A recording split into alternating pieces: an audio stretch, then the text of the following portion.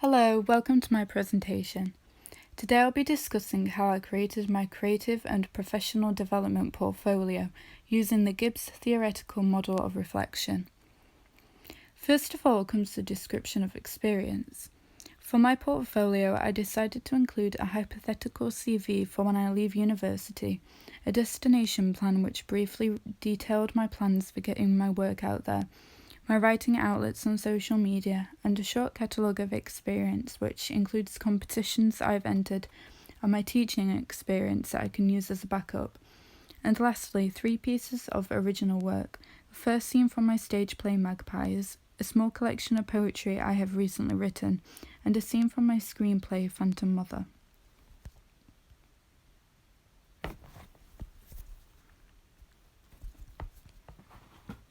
I decided to include what I did in order to show what I have done and plan to do in the future. However, the section of the portfolio I really wanted to show was the creative writing side of it, and this is where my identity and brand comes into it. I decided to include these pieces of work because I feel they represent my main areas of both strength and interest, as writing for programs and plays is my main career goal, and poetry is my creative and emotional outlet. I don't have a specific identity and brand in mind, although a lot of my writing is dark and based from either my own experience, people around me's experience, or my beliefs when it comes to writing about the queer experience or feminism. I want my work and media to be relatable, welcoming, and available for everyone, and I also want people to learn something if they were to come and see a play or watch a TV series of mine.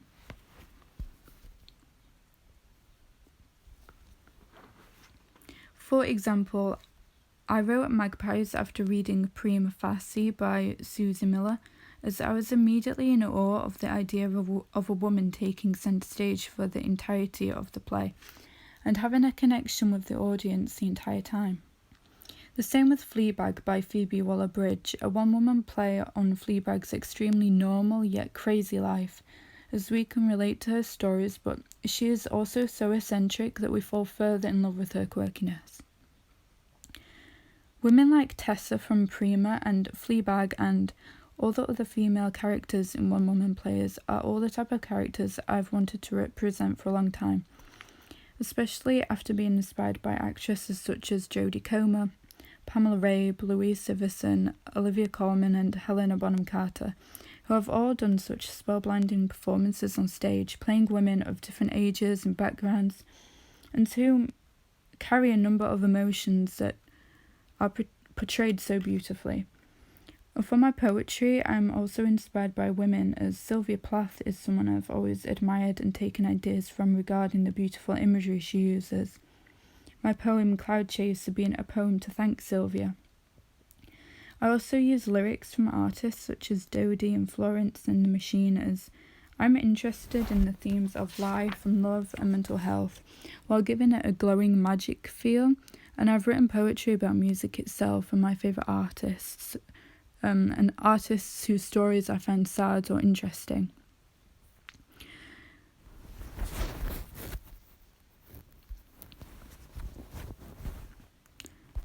So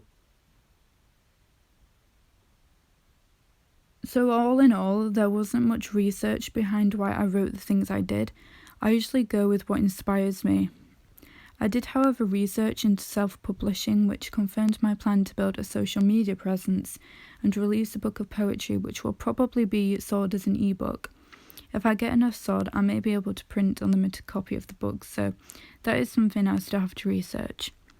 As far as my play and TV show are concerned, I've realised how difficult it is to have something accepted, and all I have planned is to keep sending my work to studios, publishers, and keep working on my projects.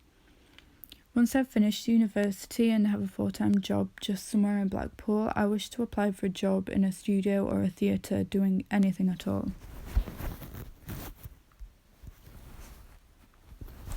Writing my CV was also a challenge, as I've been taught how to write one, but because I've never had a proper job before, I was always turned down.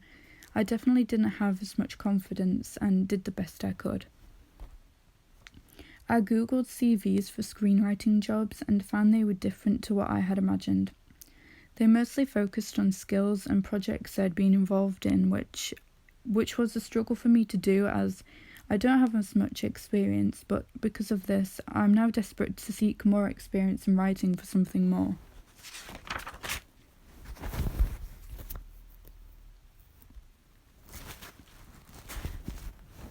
I believe my portfolio could definitely be improved as I could have edited it and gone into more detail, but I am happy with the writing side of it, especially the poetry. As, like I said, it could have been edited and I could have included more professional conventions, but it feels more natural for me to keep my initial thoughts and inspirations instead of changing it to be simpler or more commercial.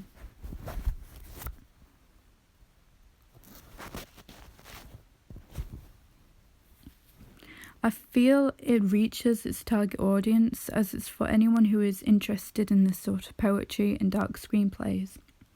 However, because of the limited time I had to put it together, it could be unclear to what I want for my future, as I really just want to do every part of creative writing. I can't see anything else for myself, which I know will make it difficult. In conclusion, I don't feel like I have learned much more about what I want to do, as after looking into teaching, advertising and journalism, etc., I'm still not interested. But what I have learned is that a little more attentiveness into the research and reality of it all would be the most useful thing. And also to work on myself personally in order for me to be able to be more confident, have the energy and health to dedicate more time to my work.